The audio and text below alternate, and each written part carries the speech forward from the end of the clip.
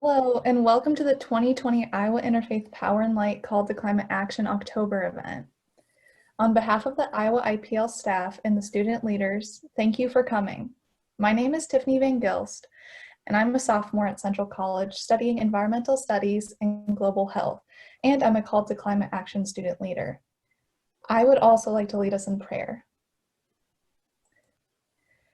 Creator of our common home, you fill the earth and sea and sky with life. Forgive us of our neglect of your creation, the choking waste of our pollution, the damage done by careless habits, and our indifference to the future generations. Help us to amend our lives, to refuse more plastic if we can't reuse it, and to lift our voice for lasting change. Amen.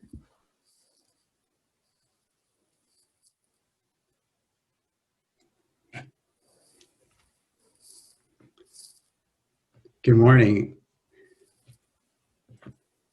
I'm Brian Campbell. I'm the Director of Sustainability, Education, and Partnerships at Central College, and it's my pleasure to introduce our keynote speaker, Harry Smith. And I want to do that by sharing a story about my first experience meeting Harry and working with him on another event on campus.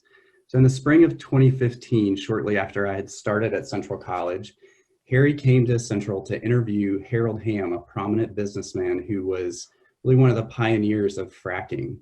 And Harry's instinct as a journalist and storyteller and just a generous human being was to interview Harold Hamm, to hear his remarkable story of moving from a poor kid in Oklahoma to an entrepreneur, and really to hear the story of fracking from multiple perspectives, to understand what that innovation had meant for our economy, for jobs, and for reducing our dependence on foreign oil and gas.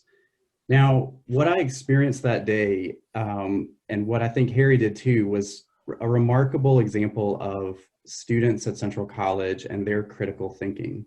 They came prepared to ask questions, challenging questions after challenging questions, grilling Harold Hamm about climate change, about the political influence of fossil fuels, about the social impacts of boom towns with their man camps, about indigenous land sovereignty, so many questions about fracking. And this was the result of weeks and weeks leading up to this event when dozens of professors integrated these topics into their courses and students prepared these questions, and was an example of, when young people are empowered to raise their voices as informed citizens with this kind of intellectual and moral conviction to speak up. This is what today's event is all about, this call to climate action. That day we saw the power of young leaders stirred to act and raise their voices, and it's in that same spirit that we gather today. Now, over the last several years, Harry's also developed a close relationship with Interfaith Power and Light and with our work with young people as well as with farmers. And we're going to hear a lot more about Harry Smith's story and about these connections and his work reporting on climate change and uncovering these stories with a kind of generosity, but also with that same kind of moral conviction and intellectual critical thinking that grows out of the liberal arts education here at Central. So we're going to begin with a video that is a story Harry produced a little over a year ago in the lead up to the Iowa caucus, a visit to a pretty remarkable farm and a pretty remarkable farmer.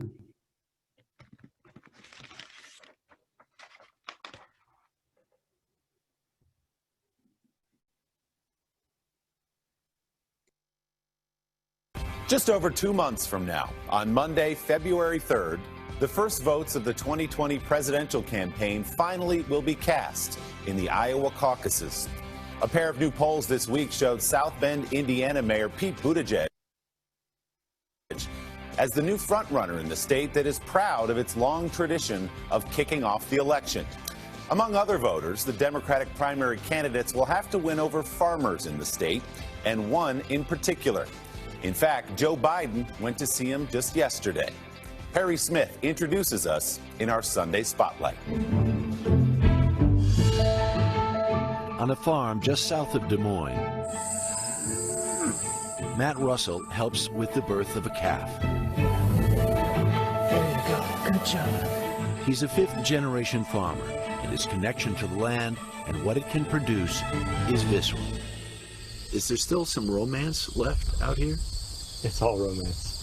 Funny or coming. Matt and his husband Patrick bought the ground and the house 14 years ago, converted it from corn and soybeans to almost all pasture and produce. We shifted that, so now we have much better water quality coming up. We're not depleting the soil, but we're actually building up the soil. Matt is a leader in a movement toward eco-friendly and sustainable farming. His place has become a must-stop for Democratic candidates. His message? Iowa can help cure the climate ills that plague the planet. The science is pretty clear that we can start to pull significant amount of carbon out of the atmosphere and put it to work in our soils. And when we do that, we reduce the emissions from agriculture, so it's a twofer.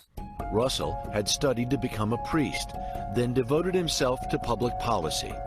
When he came upon this farm up for sale, he realized he had finally found his true calling.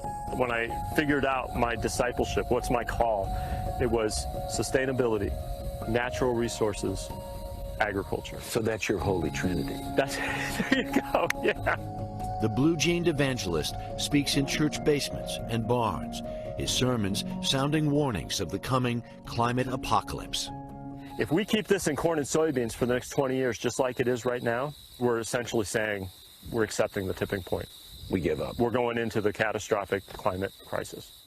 One by one, he's been converting farmers into the communion of carbon sequestration, the process of capturing carbon from the atmosphere and storing it in the ground. Iowa State agronomist Dr. Emily Heaton says, indeed, there is salvation in the soil. This is the magic Yep. stuff. So there's about 2.5 feet of this right here. Yeah. And this is used to be in the atmosphere, right? This is dark because there's soil carbon in here, and that used to be in the atmosphere. Right. That the prairie captured, put in its roots, and put in our soil. Prairie, pasture, perennials can form something like a giant vacuum to cleanse our poisoned skies. And water, too. But if I'm a farmer, I don't get paid for that. You know, you can't take prairie to the elevator and get a check for it. That's true. this, however, could be a cash crop, Miscanthus giganteus. Planted once, it's a grass that will grow to over 12 feet high, year after year. As a carbon sequestration tool, it's fantastic. It just keeps sucking up carbon. We use the above ground stuff for whatever we want, fuel, building materials, animal bedding, you name it. And then what is put below ground just stays there. Could this really be the future? Yeah, oh yeah. This is a big piece of the puzzle. Iowa State has fields full of experiments and measuring stations to monitor ways farmers can lean into the future. I think I'm a realist. I'm from this land, and I want this land to persist. And for that to happen, it very likely means paying farmers to implement some of these practices. For true believers like Matt Russell, it would be money well spent. Is this doable? I mean, you talk about this stuff, and it's an election year, and there, people start to, the Iowa farmland can help save the planet. Right. I mean, really? Yeah, I believe it with everything I've got.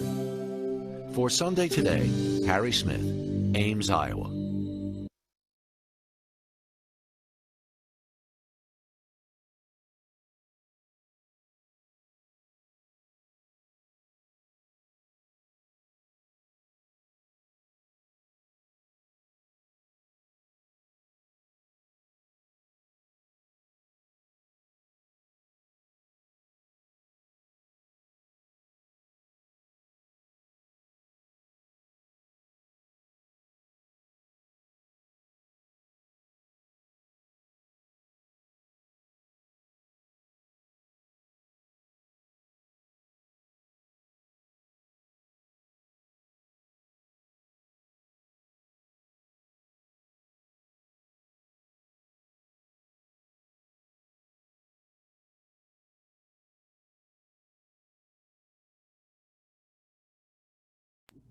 All right, welcome, Harry Smith.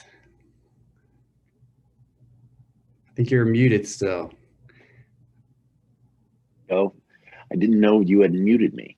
Thank you. Okay, we're good, right? I missed the last 60 seconds or so, but I'm glad we had a chance to see that story with Matt and Emily Heaton. And I'm going to talk about a couple of different things this morning, not the least of which is my own sort of, how did I get here? How did I end up in a life where we've done stories about climate and the environment from almost every continent on the planet? And I started out, I grew up just south of Chicago in a town that was, everything north and east was industry and buildings and people, and everything south and west was farms and forest. And I worked on truck farms, what we called truck farms back then. They're big produce farms. We used every imaginable chemical compound to either kill bugs and enhance the growth of whatever we were growing. And we didn't think much about it back then in the 1960s.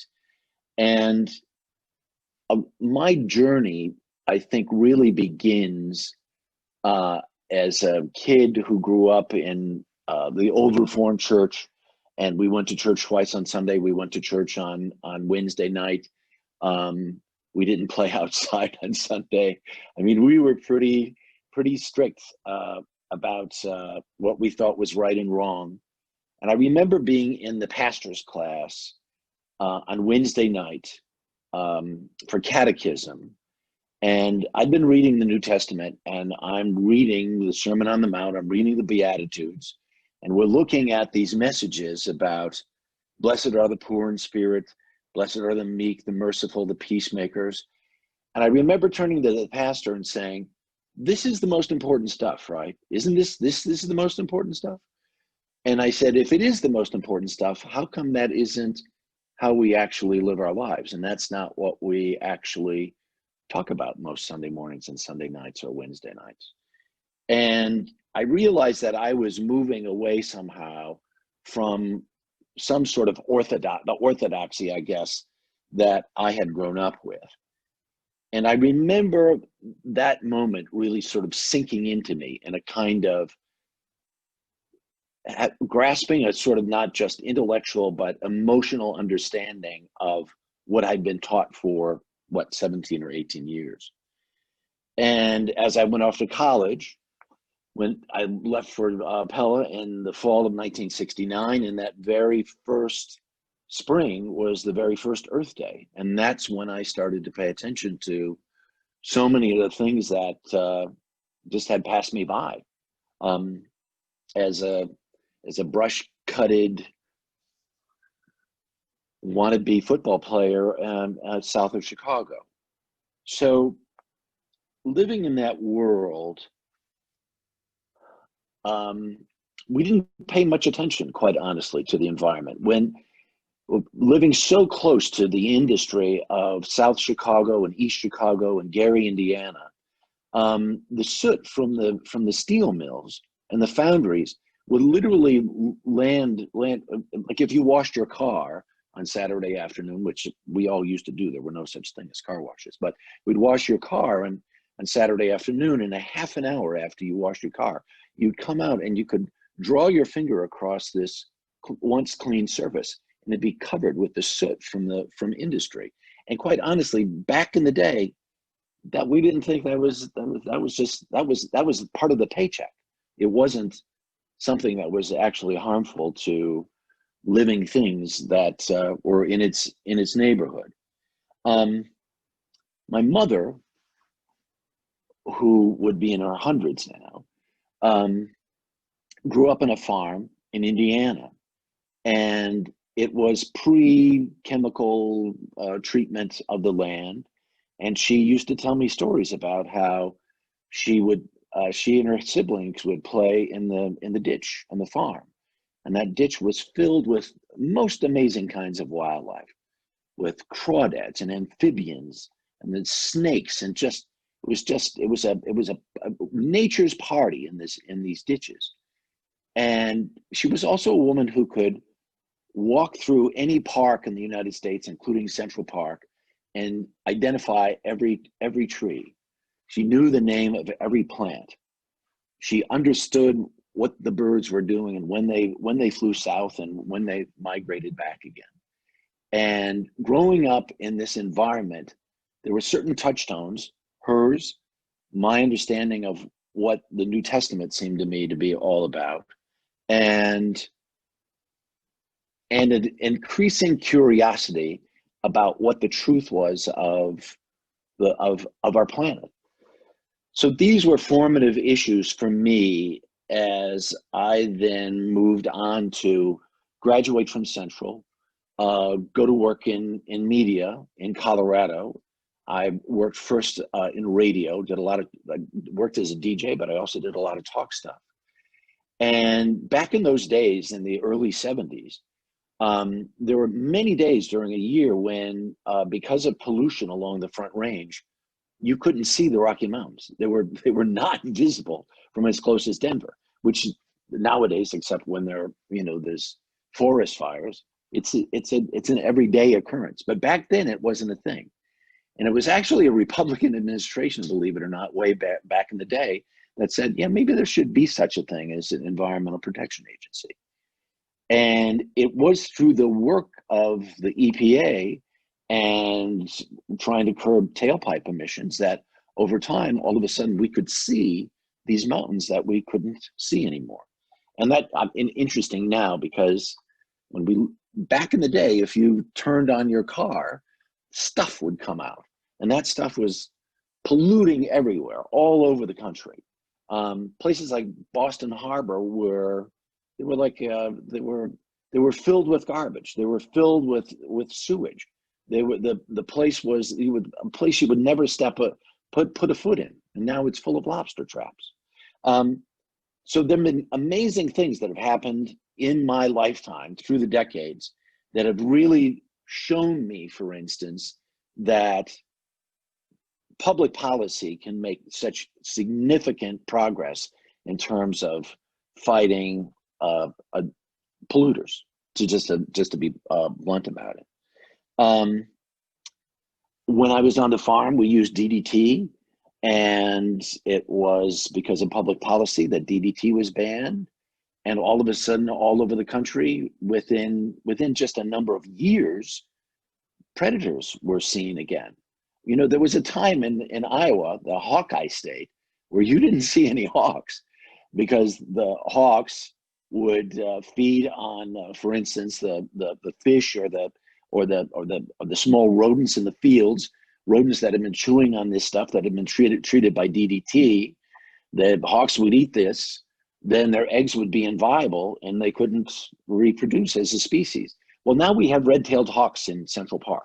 So, and bald eagles in places where we'd never seen them before.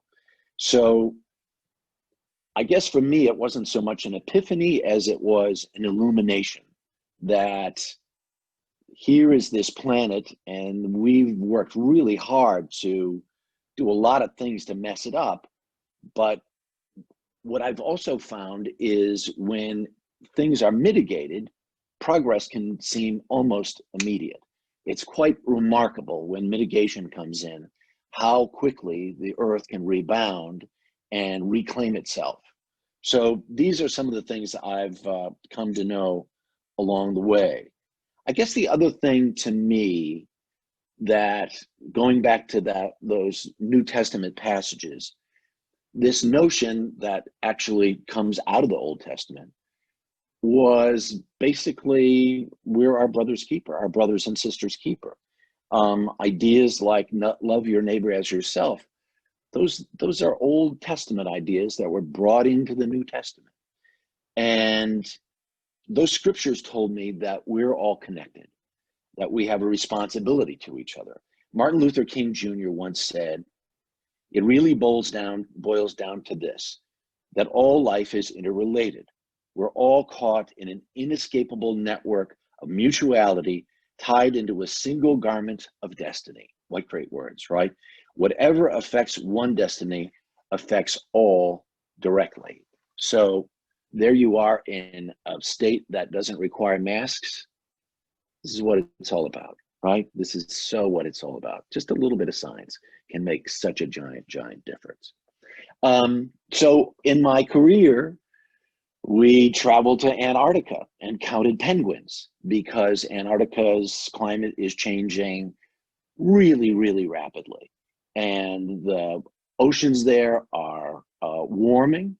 There are places that have been covered by ice that where in a normal winter season there would be completely ice by many, many feet. There are places now where it rains in the winter and it doesn't snow. And what's really interesting to me is these are birds that have been on the planet for millions and millions of years. Some are more adaptable than others. Others don't understand that where they'd always formed a nest on ice, they're now trying to form it in the middle of a mud puddle. And some of the birds adapt well, some of them don't adapt at all. Some of them just move up. We climbed and hiked for hours in Glacier National Park recently, just a couple of years ago, to look at the diminishing glaciers up there with a foremost expert on glaciers. And they've been taking pictures up there for years and years and years. And we stood on the edge of this glacier that was dozens of yards away. The edge of that glacier was dozens of yards away, just not that many years ago. Just last year, we went to Alaska to do a story on something called the Pebble Mine. Wildly controversial idea of a primarily copper mine, maybe 20, 25 miles away from a place called Lake Iliamna. Lake Iliamna is a lake in Alaska you've never heard of. It's the size of Lake Erie, and the water in this lake is so clean, you can drink it right out of the lake, just like this. Tastes really good too. It's also in the mouth of the last great wild salmon run one of the last great ones in the entire world, millions and millions of salmon. And people say, maybe the mining is whatever it is, but just not here. And we talked to folks whose families have lived there for hundreds and hundreds of years. And one of the women said, in the end of the day, millions of salmon swim by my front porch every day. And if this lake gets spoiled and this watershed gets spoiled, we're just not going to have that anymore. It's a kind of amazing opportunity to tell stories, to yes, paint in the statistics as you saw in the or the truth as you saw in the story that we ran a year ago on the Today Show, but then also put it in a way that puts it in a more human context, I guess. Some years back, we went to Texas to learn about bats. There's a bat cave between San Antonio and Dallas that has about 5 million bats in it. And they start coming out just as the sun goes down. And it takes them almost until midnight for all of them to disperse. And quite honestly, we stood in the mouth of this bat cave. And I thought, well, it must be, is it drizzle? And I asked the guy who started Bat Conservation International what it was. And he said, well, you're being peed on by the bats. But it was one of the great pleasures of my life, because he showed me these most amazing infrared pictures taken at night of these bats going out all over the farmlands of Central Texas, South Central Texas, and consuming just drillions and drillions of bugs. So much so that as Merlin Tuttle and his group have continued to educate people in Texas about bats, that the state of Texas, in construction of their overpasses in certain parts of Texas, actually constructed the under part of the overpass so that there would be a space exactly this big in between pieces of chunks of concrete, places that are perfect space for bats to build, to propagate. So now there are bats under all kinds of bridges, including just highway bridges all over Texas, because someone went out, sort of like Matt, as an evangelist, and said, these guys are our friends, and these are really, really good for the environment. We went to Africa a couple of years ago, and we learned how elephant poaching affects the economic, the ecologic, I should say, health of the environment there. Because these giant pachyderms go through as these savanna grasses grow above your head, and it's because they swish through back and forth as they eat their way across the savanna. It makes way for other critters to follow behind them, four-footed ones and et cetera. First it's the zebra and stuff like that, and then it goes on to the cheetahs and the lions and everybody else, and that's how that environment actually works. And if thousands and thousands of elephants are poached every year, there really is an environmental cost to that, beyond just the ridiculousness of them being slaughtered for their tusks for medicine that has no actual usage. And we went to Iowa a couple of times and got to hang out with Dr. Emily Heaton up in Ames and learn about miscanthus and the whole idea that Iowa could be this place that could be a game changer for the planet. That's I guess, part of, so why do I do the stories I do? I hope that is in some way communicates what drives me. What's the inside thing that says, let's try to tell these stories as best we can and tell as many people as we can. And as I was thinking about this, I remember being that very devout child sitting sternly praying for a peppermint lifesaver from my mother if I was quiet enough in church. And around Thanksgiving time, we always sang this hymn called "For the Beauty of the Earth."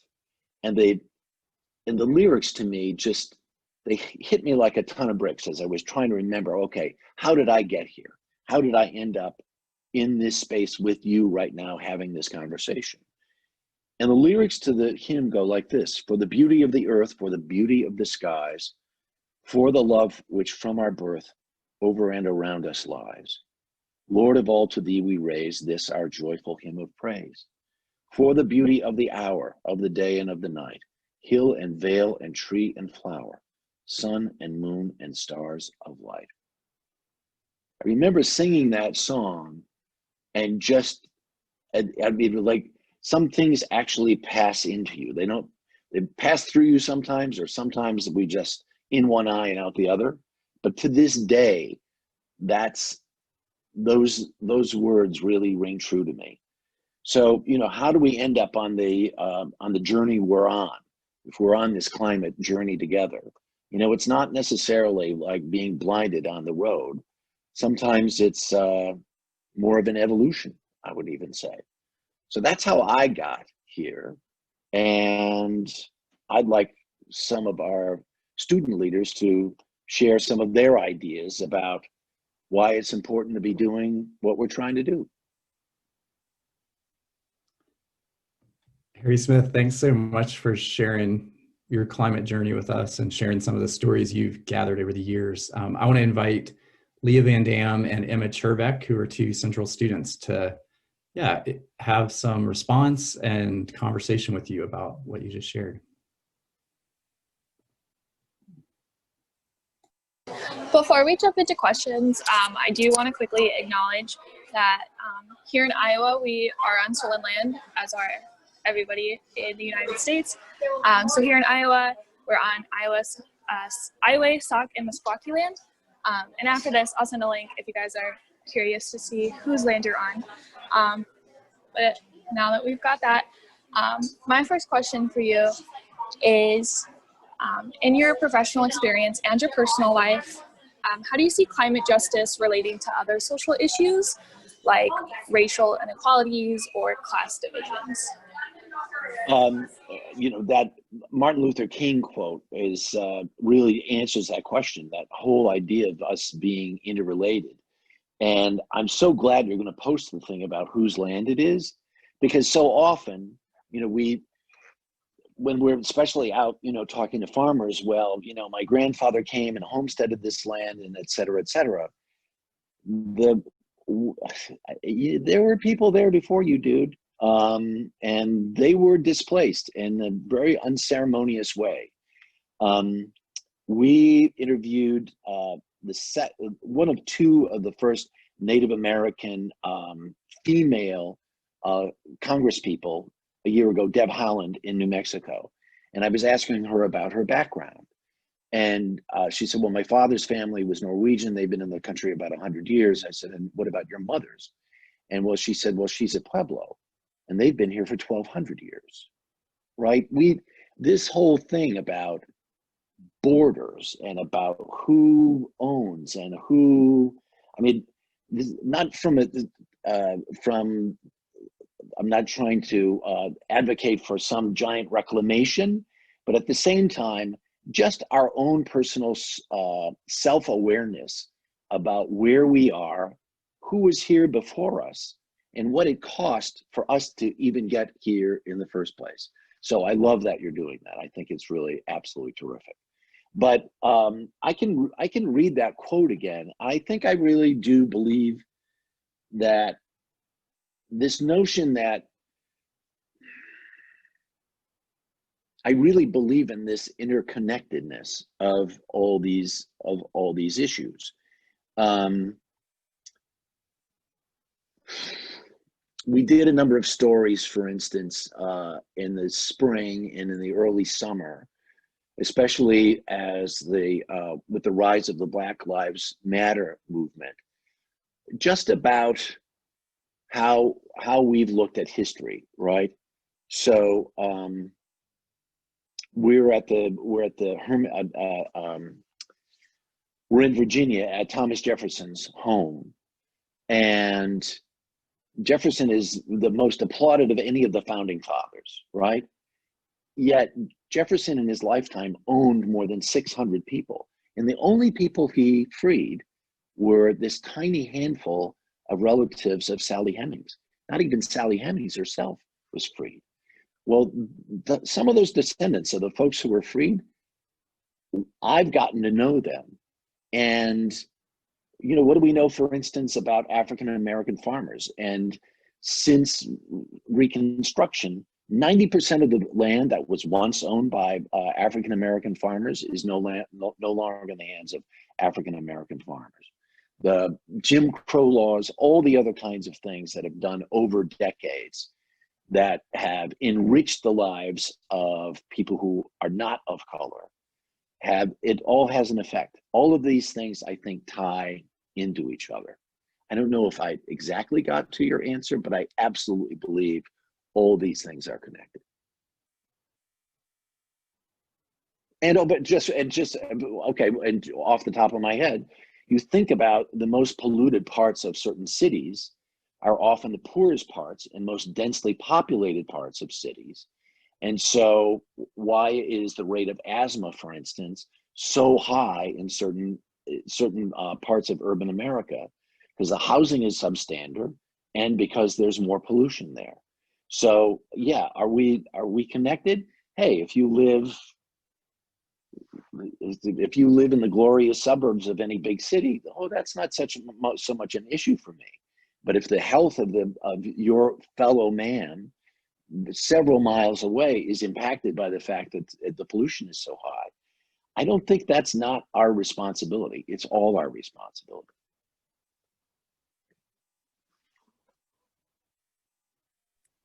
One question I had that I wanted to ask. So you mentioned earlier that the EPA's creation surprisingly occurred during a Republican presidency. And still today, you know, environmental issues are not something we normally associate with the Republican Party. So why do you think that the importance of environmental issues has migrated across the political aisle? Yeah, well, it's just so inconvenient, isn't it? Listen, I'm also a person who thinks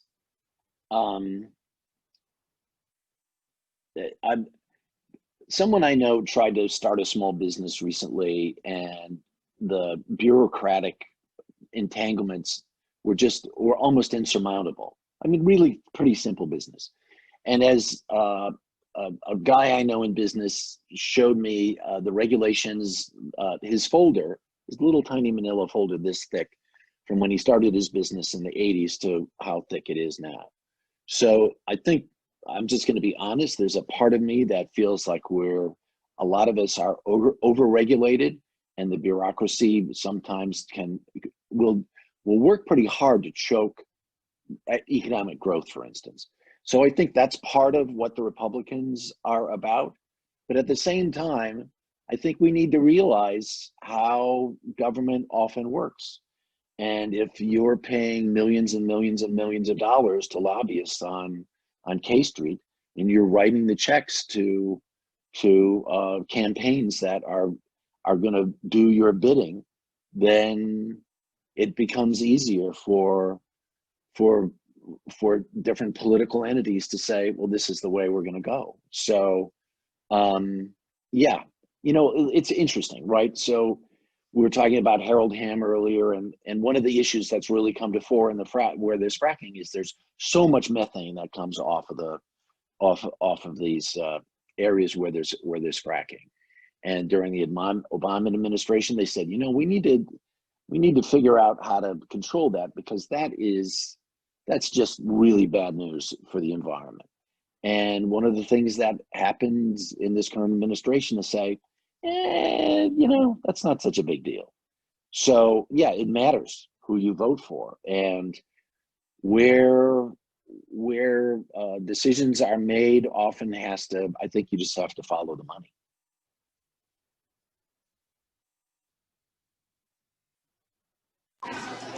To go off your answer for Emma's question, you mentioned the economics of climate action and the material costs of that.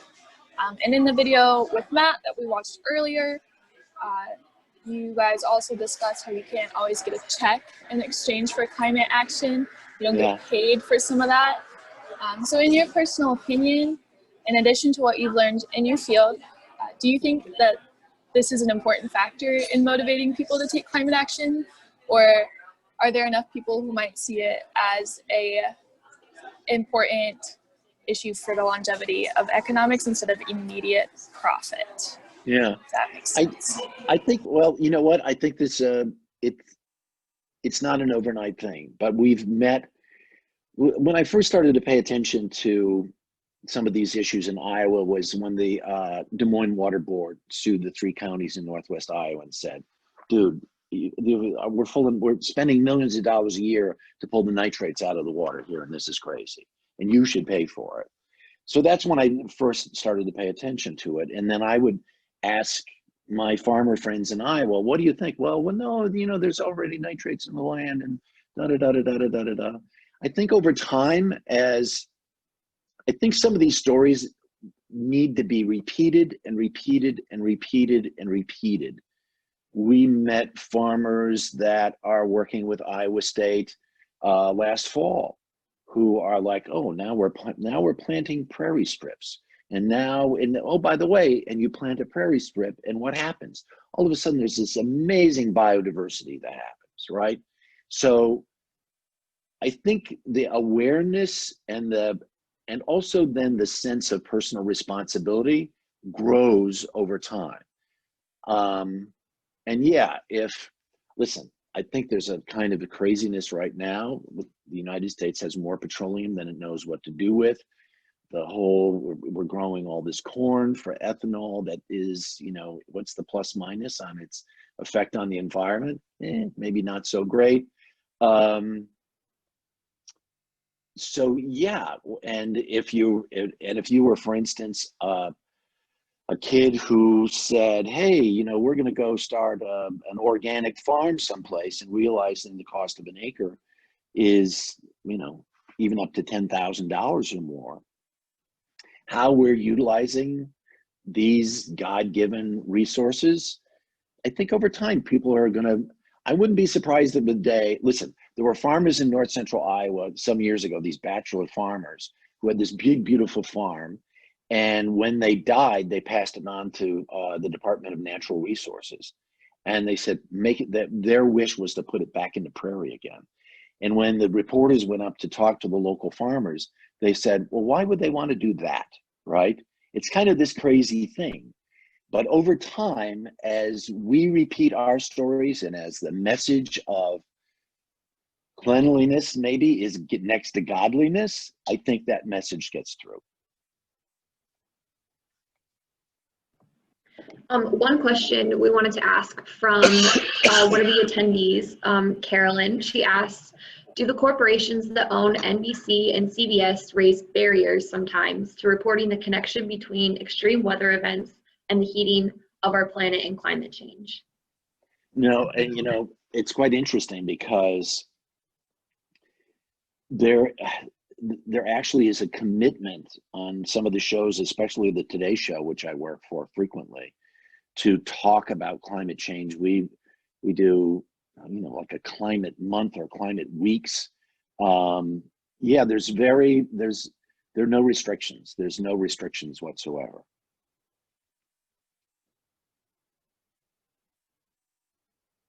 Al Roker just the other day talking about more names. We're right up against a record year of named hurricanes in a year, and talking about the fact that more hurricanes made landfall this year than any year before in the Gulf Coast, and that it's because the Earth is warming and the weather is different.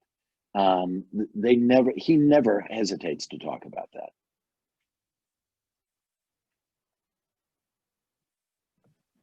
Another question here from the audience asks, it seems science has become politicized. How do we combat that? Yeah, it's not just politicized, it's now weaponized, right?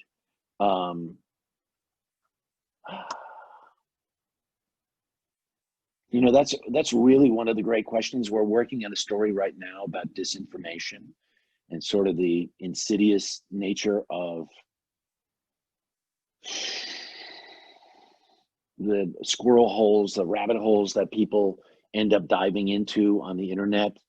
We live in an age right now where people who support, by and large, support the Republican Party, there's a significant portion of them, and it's like 40% or something like that, believe in, for instance, the QAnon nonsense. And we live in an age when there's disagreement about what's true and what's not true. And as this thing was announced, an old friend of mine from Central sent me a note and said, I want to talk to you about climate change and the controversy. And I thought, whoa. Right? Every study that's been done, it's 97% of scientists agree this is real and it's human caused. It's 97%. It's not 50-50. It's not 60-40. It's not 75-25. It's not even 90-10. It's 97%. You have this tiny little percentage that has gotten a megaphone that's this big. So to me, that's beyond a reasonable doubt that this thing is real, it's believable, it's as valuable as it's like this. These things are in fact basically indisputable. Why this can save lives, why the climate is getting warmer is because we're causing it to. That, and how that has become disputable, or honestly, that's all of our biggest problem right now, is that people are making choices to believe things that, because of the wormholes they've crawled into, are true, as opposed to things that we know for a fact that science tells us. It's sort of like, you think about Galileo. We had a really clear night recently, just outside the city. And I'm looking at what I'm saying, that's not a star. That's got to be, and I get out my little gizmo and I said, oh my God, it's Jupiter. I have this beat up 30-year-old telescope. It's not a very good telescope. I take it out and I can see the moons of Jupiter. See the moons of Jupiter, right? This is what Galileo saw in 1610. And you know what? They threw him in prison. So in the end, maybe it's costly. Maybe the truth is costly, but it's all the more reason why we have to stand up for it.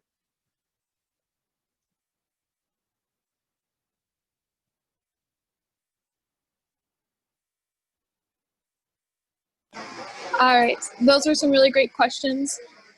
Harry, do you have any final thoughts on any questions were asked, anything that maybe wasn't asked, but you have an answer to? I just, that you all are doing this, I think is huge. Absolutely huge. Just massive. It's going to take more consciousness raising, and it's going to take collective will to make further progress. But interestingly enough, in this whole story we're working on disinformation, you know, there are people we're not going to be able to argue with. And quite honestly,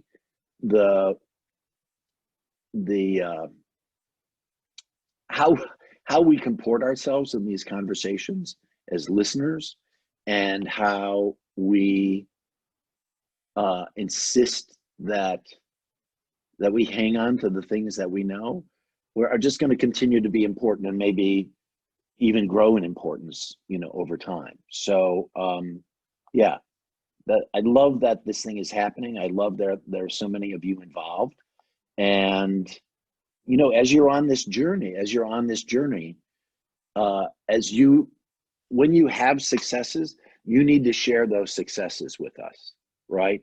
Those conversations where somebody says, well, maybe I'll look into this. Because the more we learn how to better communicate our messages, the better off all of us are going to be as a society and as a planet in the long run.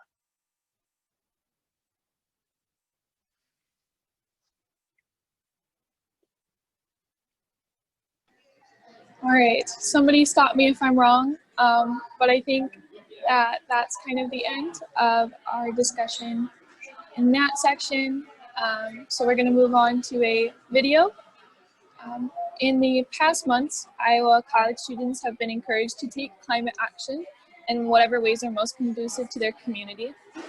And Brian Campbell has put together the following video of college students from Central to highlight their efforts to combat climate change.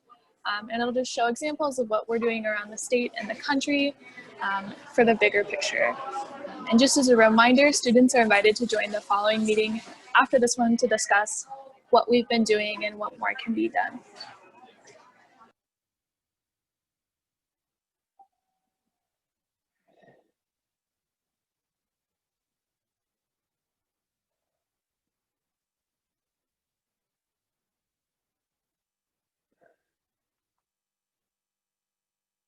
Sorry. So students at Central College have been busy in their call to climate action this past month. On October 6th, we held our annual service day. In place of regular class sessions, we do projects all over Central Iowa, like this group, building a community garden at the New Hope community in Oskaloosa. This is an environmental studies capstone project for 3 seniors, providing food resources in the midst of a food desert. This group worked at Barn Swallow Flowers, a farm in Oskaloosa, planting chestnut trees and caring for them. This group worked in the woodlands at Neil Smith National Wildlife Refuge. And we had several groups who worked at the Central College Garden, where we do regular work every Saturday morning. The garden produces food for the Pella food shelf, provides habitat for monarch butterflies and other pollinators. And for now over 20 years, the garden has modeled organic methods, like lots of composting and lots of manual weed management. Students are deeply involved in this. This month, we also completed this new outdoor classroom you see in the background, a solar covered pergola. It was a class gift from the class of 2018, designed by Central College engineering students. First-year students visited the outdoor classroom this past month for an introduction to sustainability and the science of climate change. Students have also continued this month measuring and monitoring the solar-powered flare that we installed at the local landfill. Their data confirms we're offsetting about 50% of our greenhouse gas emissions. And also this fall, Central students have continued to join with other young leaders across the state in climate strikes at the Capitol, calling on elected officials to take action. This climate strike in the fall included voter registration, which we've continued on our campus, along with early voting, so that students can raise their voices and continue to engage in the politics of climate action, answering the call.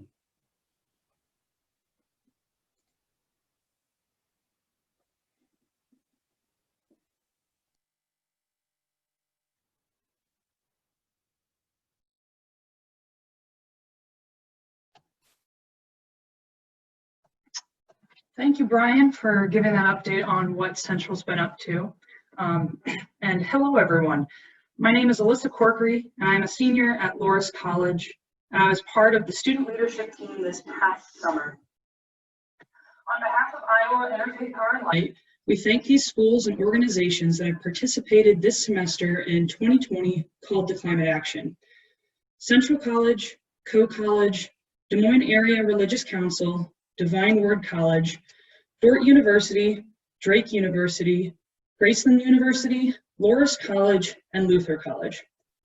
We look forward to welcoming more schools as we continue to grow Called to Climate Action next year. Additionally, we would like to thank the following for providing financial support to Iowa Interfaith Power and Light and their investment in Iowa College student leadership and environmental justice. The Amy P. Goldman Foundation, Defend Our Future with the Environmental Defense Fund, Gloria Dei Lutheran Church in Iowa City, Graceland University, Loras College, and Central College. The balance of support for this work with young leaders comes from the investments made by faith-based and secular organizations, congregations and houses of worship, and individual donors. Many of you have already made a contribution to this work. Thank you. We invite others to make a financial contribution to support faith-based student leadership for bold and just climate action. You can do that online at iowaipl.org. You'll also be getting a follow-up email thanking you for participating today and will include information about supporting this work. Thanks again. Now, I will be sharing a little bit about the work myself and the other student leaders did this summer. So this summer was a wonderful opportunity for me to work with my peers and the folks at Iowa IPL for many reasons. But there is one thing that we did that I'm extremely grateful for. We were encouraged to spend a lot of time taking inventory about our values and thinking about the implications that our beliefs have on our lives.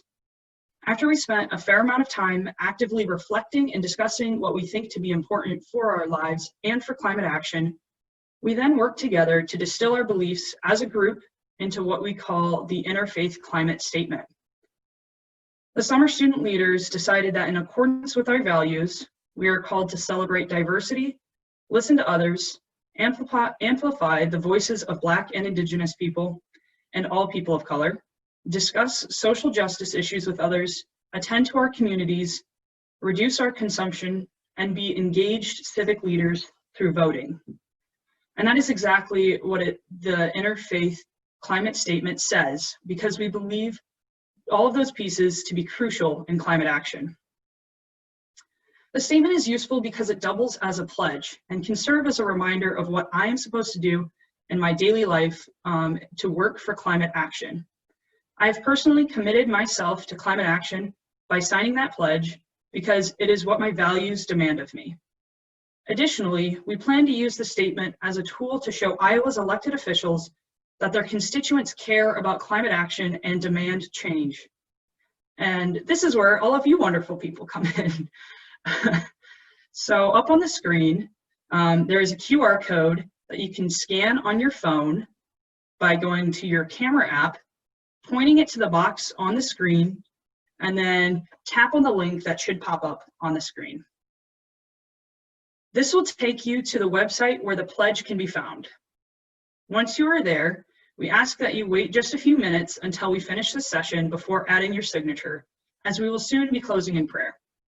If you are away from your phone, do not have a smartphone, or are having technical difficulties, do not worry.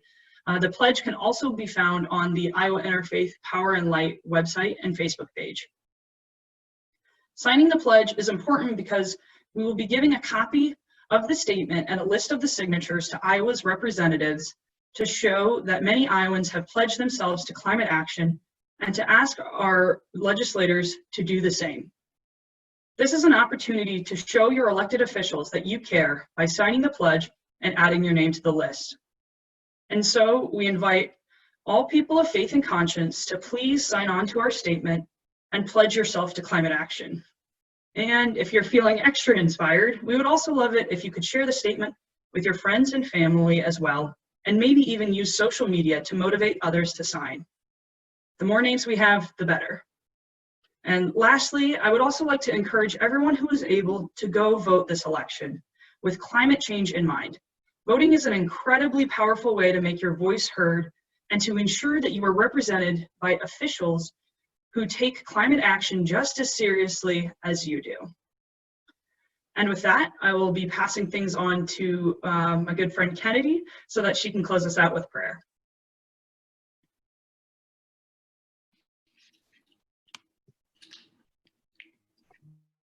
Okay. Hi, everyone. I'm Kennedy Warner, a senior from Grayson University, and I was also part of the leadership team this past summer, and I'm just going to be closing us off with a prayer. Creator, thank you for the passion and voice that you have given us, the passion that drives our desire for change and our voices that we can use to lift up those in need, as well as our earth that is in need. Thank you for letting us be able to come together today to hear the message from Harry Smith and reflect on the ways we can uphold our values and upheave all the things that are causing more harm. We ask that you open our hearts, eyes, and minds so that we can help create a lasting change, a healthy world, and a hope for a better future. Thank you for everything that you've done. Amen.